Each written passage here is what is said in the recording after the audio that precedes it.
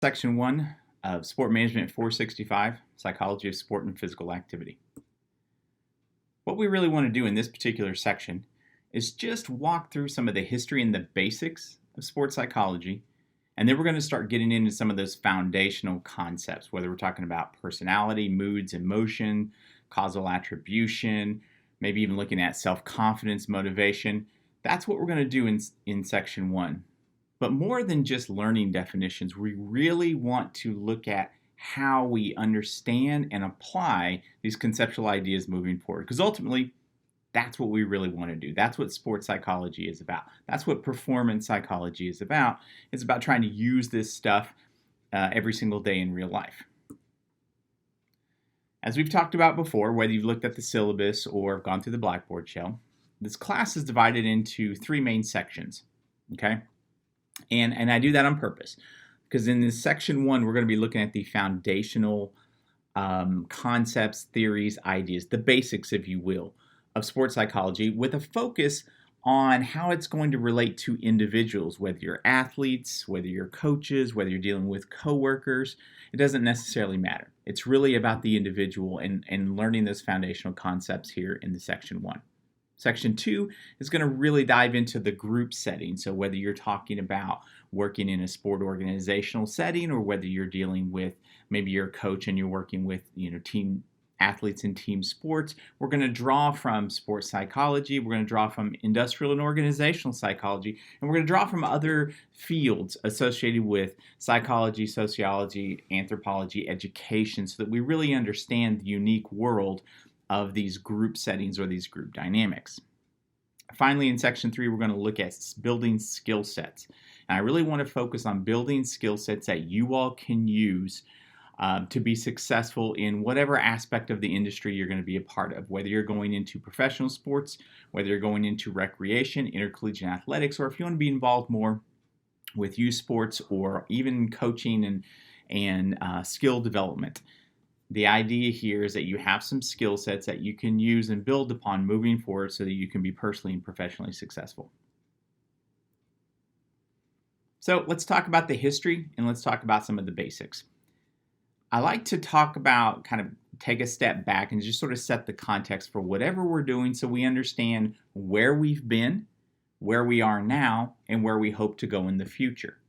Okay? So in terms of context setting, I think it's you sort of begin at the beginning in this sense of what is sports psychology.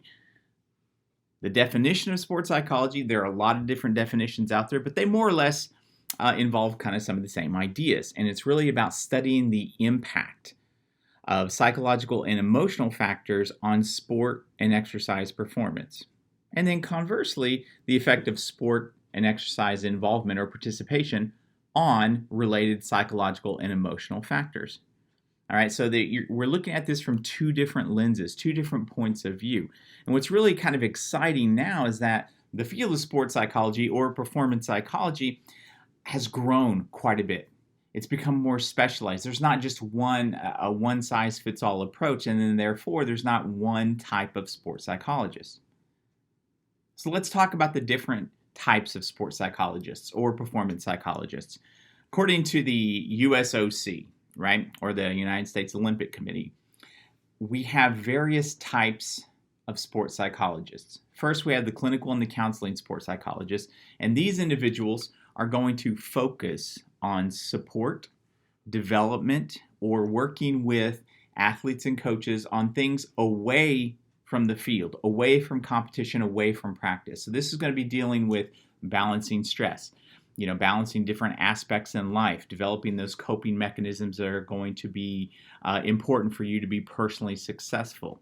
Okay, so sports counselors are extremely important, extremely popular right now. You've probably heard of professional franchises that contract with sports counselors or sports psychologists to work on those away from the field types of things.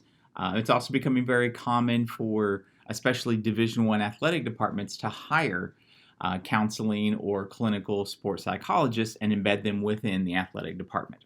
Okay, the idea is providing opportunities for individuals associated with sports to have those resources to help build balance, to help build coping, to help build resiliency moving forward. Next, we have the educational sports psychologist. And this is going to be someone who's focused on providing professional development, trainings, or educating others through a variety of different mechanisms, means, and sort of kind of quasi-educational settings. So whether you're dealing with a class like this one, whether you're dealing with a professional development training focusing on, I don't know, focus, for example, internal and external focus, those types of things, that's really what an educational sports psychologist does. Then finally, you have the research sports psychologists, and these are going to be the individuals that are actively involved in testing and conducting research into the field, and they tend to do this whether it's in a lab setting or in kind of out collecting field work and field data. And then, if we're being honest, they tend to do both of these things, right? So you go out to a sporting event, or maybe to a group practice, you observe, you collect data, you take it back, you replicate it in a lab setting, you start to grow it there, develop different theories that you can then move forward to the industry. And then maybe that's when the clinical and counseling or the educational sports psychologists pick up that information and then take it on to work with particular clients or groups. The most important thing here is that, like I said before, there's not a one-size-fits-all. There's a lot of variety, there's a lot of diversity in terms of performance and sports psychology and what you can do with it, how you apply it, and where you can be involved in this particular aspect of the sport industry. Usually, there's advanced education required for these. Now, whether you're talking about the CMPC, so a Certified Mental Performance Consultant, or whether you're talking about a doctorate degree in sports psychology, the idea here is that there's a lot of different credentials that you can attain, but most of the time you're going to need to demonstrate or prove to potential clients that you have specific types of credentials or extensive training in a particular area. Okay, so now we know what sports psychology is. We know all the different types of sports psychologists and kind of how they approach the industry and the work within the industry. Let's take a step back and think about sort of the origin. Where does sports psychology come from? This is me just, again, trying to set a little bit more context. All right, so Norman Triplett, back in the late 1800s, so late 18, early 1900s, he attended a cycling competition. In 1860s to about 1900, cycling on bicycles was extremely popular here in the United States, extremely popular. So he went out to one of these, well-attended, very large events. And he noticed that the cyclists tend to perform better when they were racing against each other, the opponents, as compared to doing time trials and just racing against this idea of a clock. Okay, that really piqued his curiosity. It intrigued him. So he went back after watching a day's worth of these events, and he started thinking about researching, and he wrote a research report, really, and he kind of wrote up his findings. And this was the very beginning, if you will, of sports psychology, because it showed and it demonstrated how powerful sport was, right?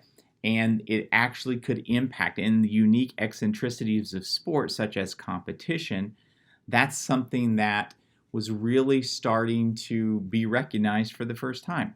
Now, also in terms of setting the context, we should note that the late 1800s, the mid to late 1800s, all the way up through the 1900s, 1920s, and then eventually into the 1940s and 50s, that 100 years was a huge growth time for sports here, not just in the United States, but also around the world globally.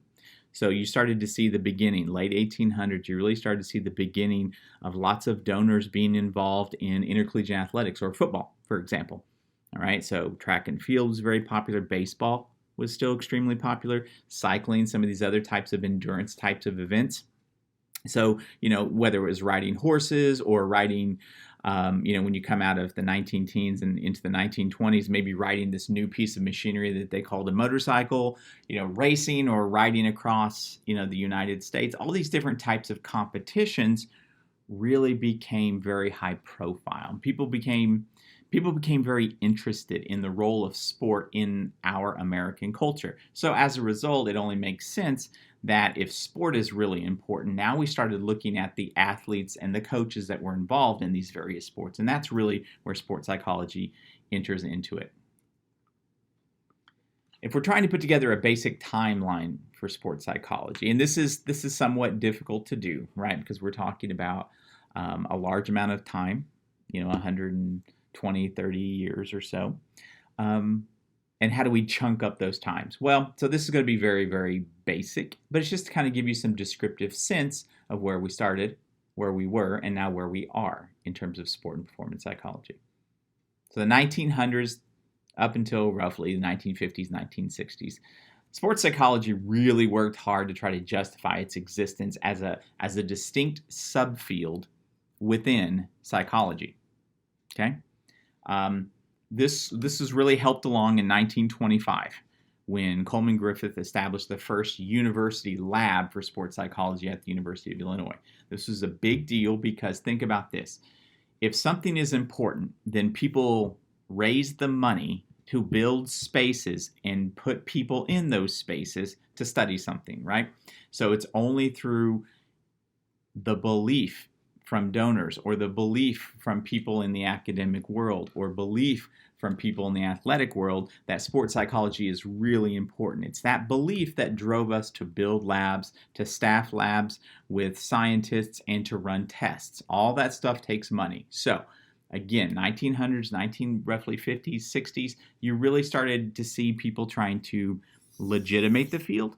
And they do this through, building labs, doing research, starting journals, publishing, working with coaches, those types of things.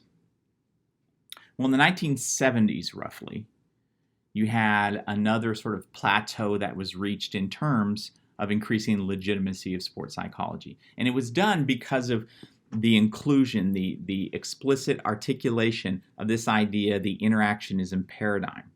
And it seems so simple to us now. But at the time, it's very revolutionary, right? The interactionism paradigm considers both the person, the individual athlete, and the environment at the same time. All right? So, and that's kind of what Norman Triplett was really identifying way back in 1897, right? It was the individual athlete, but then it was the environment of competition. It was the environment of being around your opponents and competing. That's what really helped to influence performance.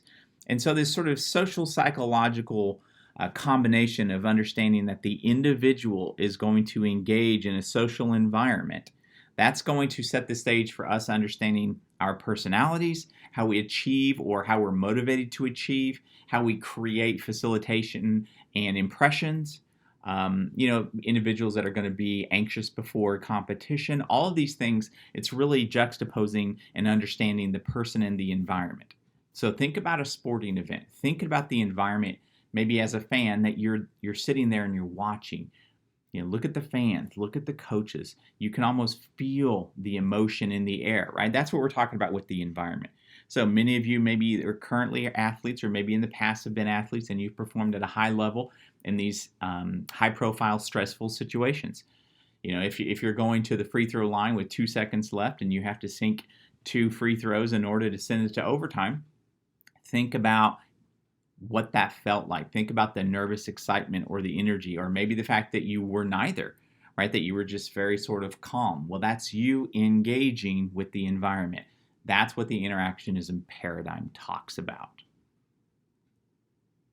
In the 1980s, we kind of took sports psychology a little bit more off college campuses or out of the lab, and we started to do more with working with coaches, working with athletes, working with college students, working with those in the military. Right? It was all about those educational sports psychologists being able to take this academic and scholarly information and move it on to people so they could start to use it every single day. And so it's really about, again, identifying how do we want to improve, whether it's in athletics, whether it's in terms of sales, whether it's in terms of high performance, high stressful situations such as military first responders. The idea here is that applied work, getting out there and working with the clients, really, again, help to further legitimate the field, but also help to move sports psychology into the public consciousness. People started to understand now what sports psychology was and what we were trying to do. So now we take kind of the 1990s to now. And I know that's a long time when you're talking about 30 years, but now what we're really looking at is intervention research. So this is now maybe training the trainer, right? So training coaches so that they understand the basics of sports psychology and can then work with their athletes. That's what we mean by training the trainer model, right? Another example of this intervention research would be mental health programming. Also, I'm sort of dating myself here in terms of age, but in the NCAA, we used to have student athlete life skills program. It's kind of evolved into a number of different programs, but the idea here is that student athletes are learning how to cope, how to cope in healthy and not negative ways with all the anxiety, the stress, and the pressure. And those life skill programs have really started to kind of evolve into those mental health programs that we know today.